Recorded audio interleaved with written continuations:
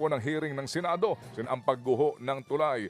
Sila po'y binigyan ng deadline hanggang Abril 25 para isumite ang kanilang magiging report. Meron pong report din na ito pong sinasabi pong mga assessment na ito ay nangyari noong pong 2019 at 2018. Yan pong atin din pong aalamin mamaya. Dahil nga po yan po ay 2018-2019, nangangahulugan po, ang tanong natin dito, sino ang sekretary ng mga panahong iyon na nagkaroon daw po ng assessment at may nakita mga depekto sa pagtatayo ng naturang tulay. Alas 6:47 na po ang ating tamang oras ngayon. Meron po lamang tayo mga importanteng mga paalaala.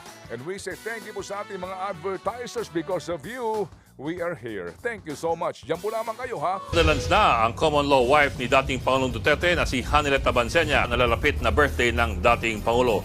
At live mula sa The Hague, the Netherlands, nagbabalik si Joey Francisco. Joey, anong sinabi ng mag-ina? Katanghalian nang dumating dito sa penitentiary ang mag-inang sina Hanilet Abansenia at si Kitty Duterte. At sila'y tumunga sa loob para magparehistro doon sa kanilang visitation. Pagkatapos noon ay lumabas na sila dito sa harapan nitong penitentiary at pumunta doon sa mga supporters ng mga Duterte na nagtitipon-tipon dito halos araw-araw. So doon sila nagstay, at siguro more than an hour sila na nakihalubilo at nakipagkamustahan sa mga kababayan natin na nag-aantabay nga dito sa labas ng penitentiary. At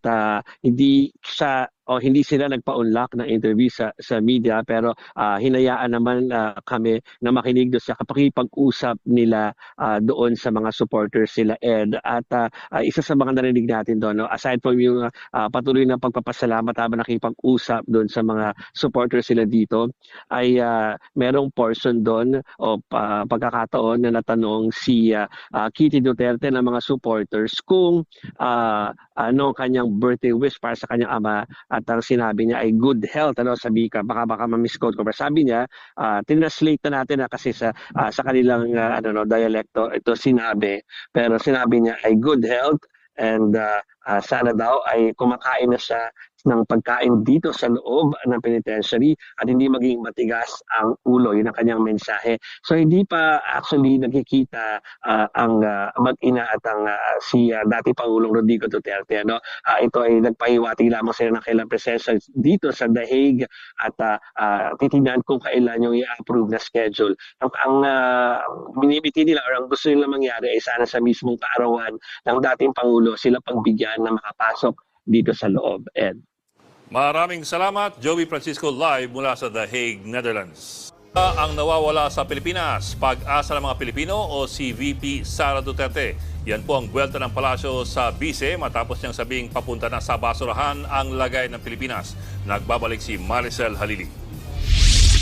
Lugmok na tayo sa kahirapan. It seems that we are working to go to the dumpster. As I said noon, we are on this road to perdition.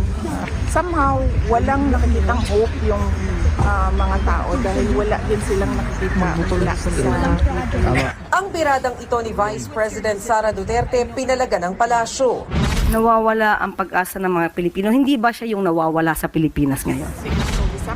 Sabi ni Palace Press Officer Undersecretary Claire Castro, baka mas lumala pa kung ang mga gaya raw ni VP Sara ang mamuno sa Pilipinas. Hindi ba mas magiging mapupunta tayo sa dumpster kung ang magiging Pangulo natin ay ang mga katulad nila VP Sara, mas na inuuna pang magpunta sa abroad, magsilbi sa isang tao? Marami pa rin pong Pilipino na umaasa sa kanya bilang Vice Presidente. Nasa The Hague, Netherlands ngayon ang Bise para makipagtulungan sa legal team ng kanyang ama at dating Pangulong Rodrigo Duterte na inaresto ng International Criminal Court. Mismo ang Office of the President na rin ang nagbigay sa kanya ng travel authority hanggang Abril. Pero paalala ni Castro kay VP Sara, may trabaho pa siya rito sa Pilipinas. Obligasyon po niya maging Vice Presidente. Alam niya po dapat ang obligasyon bilang Vice Presidente. No comment pa naman dito si VP Sara. Nagbabalita mula sa Frontline. Maricel Halili, News 5.